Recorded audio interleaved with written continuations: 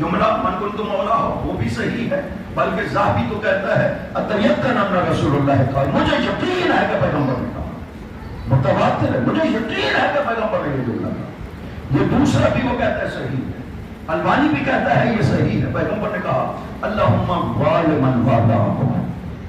وعاد من آداہم، خدا بندہ اس سے محبت کرنا جو علی سے محبت کرنا، اس سے دشمنی کرنا جو علی سے دشمنی،